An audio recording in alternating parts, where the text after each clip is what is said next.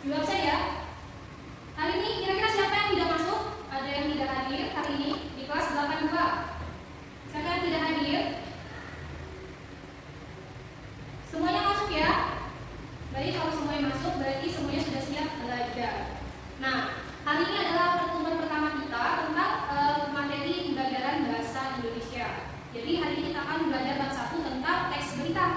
Nah, sebelum kita mulai belajar kita hari ini, Ibu ingin menyampaikan kutipan dari mantan Presiden Afrika Selatan, yakni Bapak Nelson Mandela. Kata beliau itu, pendidikan adalah senjata paling mematikan di dunia. Maka dari itu, jika kita ingin mengubah dunia, maka kita harus berpendidikan. Jadi ingat ya semuanya, jika mau mengubah dunia dan ingin menjadi anak yang bermanfaat, pendidikan tentulah pendidikan itu setinggi langit. Jadi tidak harus menunggu nanti, dari sekarang mulailah belajar. Kalau gitu sudah Ibu akan menjelaskan tujuan pembelajaran kita hari ini. Hari ini tanggal 14 September. Nah, ini kan bab pertama, jadi tentang teks berita. Nah, Ibu akan menjelaskan tujuan pembelajaran hari ini adalah tujuan pembelajaran yakni untuk mengidentifikasi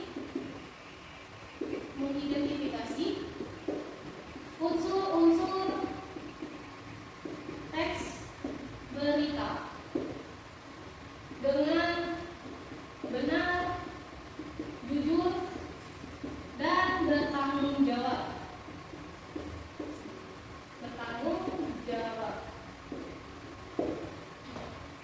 Jadi materi kita adalah tentang teks berita. Sampai sini paham tentang tujuan pembelajaran kita? Nah, kalau sudah Ibu akan mulai menjelaskan ya. Kira-kira ada yang pernah dengar nggak teks berita itu apa? Coba Ibu lihat. Teks berita. Ahmad Fahri, coba berita itu apa? Berita adalah informasi, ya.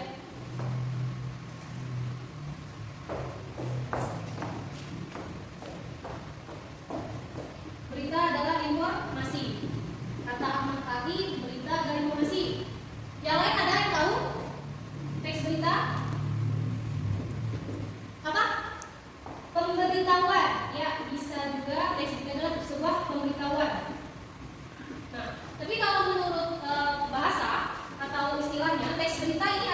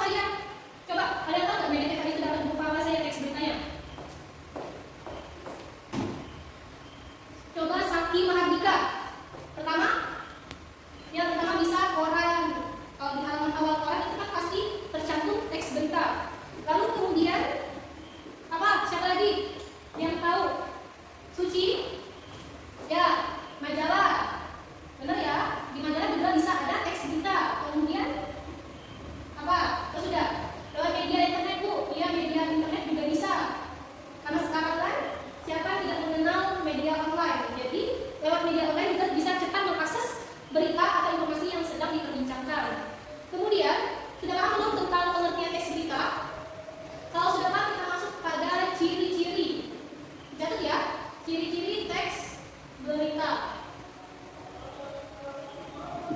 Pertama, ciri-ciri teks berita itu harus terpercaya atau faktual. Terpercaya atau faktual. Kenapa Bu harus terpercaya atau faktual? Karena dengan teks berita itu ada, maka berita tersebut atau informasi tersebut dia bisa dipertanggungjawabkan, bisa dipertanggungjawabkan. Jadi masyarakat tidak merasa terbohongi atas berita yang sudah disampaikan.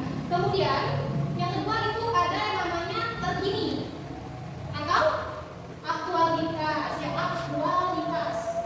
Apa terkini aktualitas? Berarti teks berita tersebut sedang hangat diperbincangkan. Kenapa? Karena masyarakat saat ini, masyarakat 5.0 saat ini lebih tertarik pada berita yang bersifat sedang terjadi atau yang sedang hangat terjadi dibandingkan berita yang sudah lalu atau yang sudah lewat. Nah, kemudian harus lengkap. Apa maksudnya lengkap? Coba, siapa yang tahu? Naila Riana. Lengkap? Ya, harus ada 5W plus 1 hanya. Jadi memudahkan kita untuk mengetahui maksud dari berita tersebut tersusun. Kemudian keempat, harus seimbang. Seimbang artinya bersifat netral. Bersifat netral. Teks berita itu termasuk berita sensitif ya nak. Jadi di dalam membuat teks berita kita harus bersifat netral, tidak memihak kepada siapapun. Kemudian yang terakhir, sistematis. Sistematis ini tersusun. Jadi teks berita itu harus tersusun atau sistematis. Sampai sini paham? Catat ya. Nanti di akhir pembelajaran Ibu akan catat atau periksa catatan kalian. Nah, ada yang ditanyakan? Batas sini. Kalau tidak ada yang ditanyakan, nanti Ibu yang balik menanya. Paham ya tentang pengertian, tentang ciri. Kalau sudah paham, kita akan ke sifat. Sifat teks berita. Apa saja sifat-sifat teks berita? Pertama, bersifat informatif atau isi yang ditanya tentang sebuah informasi yang layak kita ketahui bagi penerima berita. Kemudian aktualitas. Ya, tadi yang sudah jelaskan, aktualitas itu teks berita yang masih hangat atau masih diperbincangkan. Ketiga, siapa tahu? Ayo. Salsabila, coba. Sifat teks berita ketiga memiliki emosi. Kenapa Bu sifat teks berita memiliki emosi? Karena sebuah teks berita itu biasanya tentang seruan, pemberitahuan, ajakan yang nantinya akan berdampak pada masyarakat. Makanya sifat teks berita nanti yang keempat itu adalah berdampak pada masyarakat. Ada timbal baliknya. Misalnya tentang pemberitahuan atau tentang kenaikan harga beras, harga bahan pokok. Nah, jadi nantinya teks berita tersebut akan bermanfaat dan berdampak pada masyarakat. Dengan mereka membaca teks berita, maka mereka akan tahu tentang apa yang sedang terjadi saat ini. Nah, yang terakhir sifat teks berita itu ialah, saya tahu, Ezi Kurniawan. Sifat teks berita yang lain adalah ya, memiliki nilai penting. Apa maksudnya? Memiliki nilai penting. Maksudnya setiap teks berita itu ada pembelajaran yang akan kita ambil atau supaya kita tuh lebih peka terhadap keadaan sekitar kita. Jadi ini manfaat teks berita tentang kehidupan kita itu sangat penting. Jadi kita bisa lebih waspada tentang berita-berita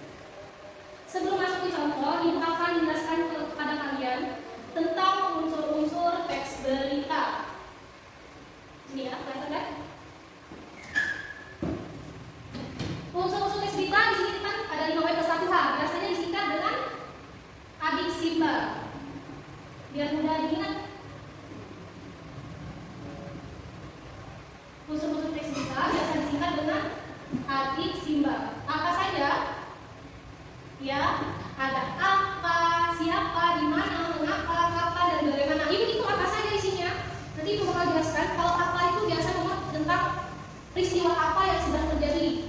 Lalu kemudian siapa yang terlibat di dalam peristiwa tersebut. Kemudian di mana peristiwa itu terjadi. Lalu mengapa peristiwa itu bisa dapat terjadi. Kemudian kapan, waktu, yang menanyakan waktu, lokasi peristiwa itu terjadi. Lalu bagaimana peristiwa itu dapat terjadi. Ya, kenapa? Nanti akan ada pertanyaan nih bagi kalian. Kenapa dalam teks berita itu harus ada unsur-unsur teks berita? Jawabannya adalah karena memudahkan kita untuk menyerap informasi. Jadi ya, fungsinya memudahkan kita menyerap informasi dalam teks berita tersebut.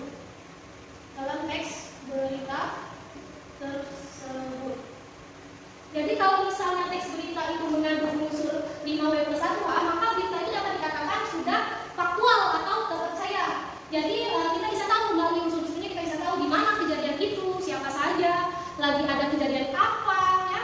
Nah, di depan kalian ini Ibu sudah menyiapkan salah satu contoh teks berita tentang Sungai Ciliwung meluap, 2 desa terendam banjir setinggi 3 meter. Bisa kalian baca ya? Coba Aldi Sanjaya baca. Dea? Baca kan? Jadi banjir. Nah, ini ada teks berita singkat yang Ibu catat. Di sini juga ditambahkan gambar atau ilustrasi.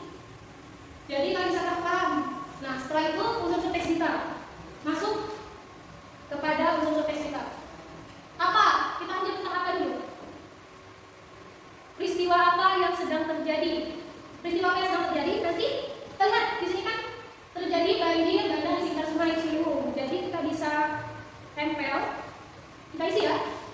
Ya, telah terjadi banjir di sekitar Sungai Ciliwung. Kemudian siapa orang yang terlibat di peristiwa tersebut?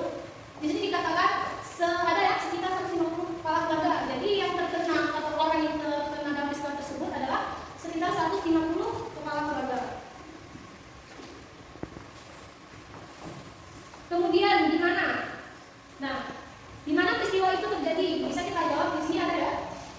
2 desa terendam banjir di sekitaran Sungai Ciliwung. Maka dapat kita jawab di mana peristiwa itu terjadi? Di 2 desa yang berada di sekitar Sungai Ciliwung. Kemudian mengapa? Langsung ya.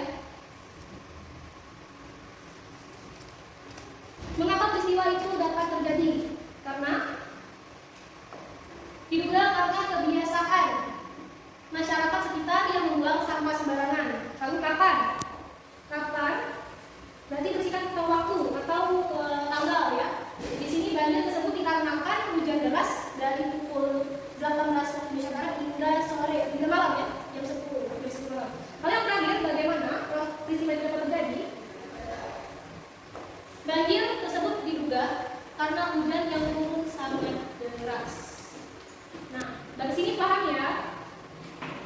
Kalau paham, bisa kalian catat, lalu kalian bisa identifikasi. Jadi unsur teks berita itu mencakup 5W+1A, lalu bagian-bagiannya bisa kalian lihat tentang apa, siapa, di mana, mengapa, kapan, dan bagaimana. Kalau sudah, kita akan masuk ke kesimpulan ya. Sudah kan? Masuk ke kesimpulan. Jadi kalau kita katakan bahwa teks berita itu adalah teks yang melaporkan suatu kejadian, peristiwa, atau